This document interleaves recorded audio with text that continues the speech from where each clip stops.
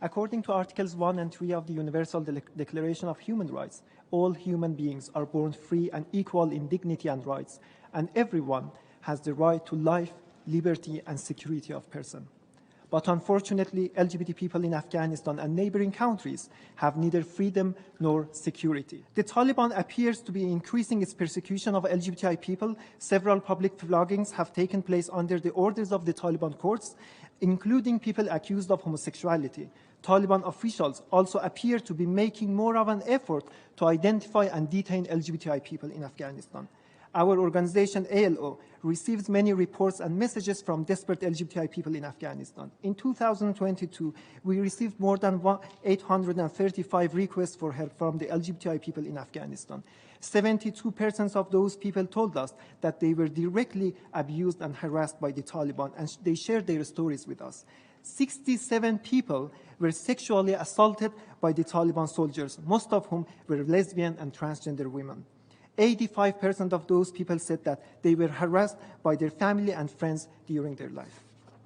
ALO organization, Outright International, and Human Rights Watch documented the case of Ramiz, a 20-year-old gay man who was detained for 8 hours by 4 Taliban soldiers who was whipped and gang raped him.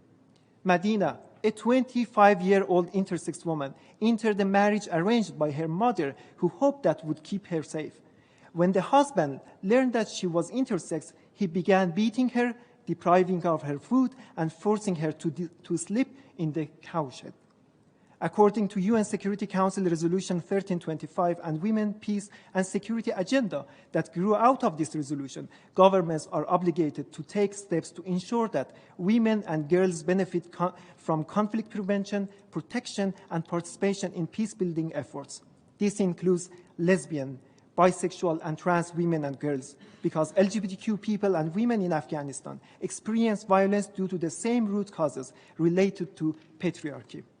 These forms of gender-based violence should be addressed holistically. The whole world is watching at LGBTQ people's human rights are systematically violated in Afghanistan, and yet the international community remains silent, in contrast to its more vocal response to the violations impacting women and ethnic minorities.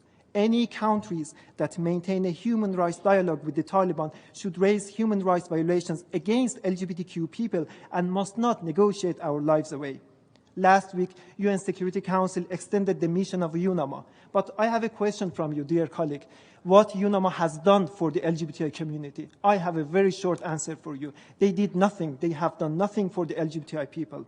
LGBTQ people on the ground in Afghanistan need and deserve protection, and UNAMA's mandate requires it to protect all Afghans. UNAMA should build a relationship of trust with LGBTQ people so that it can document violations, offer protection, and ensure access to humanitarian assistance.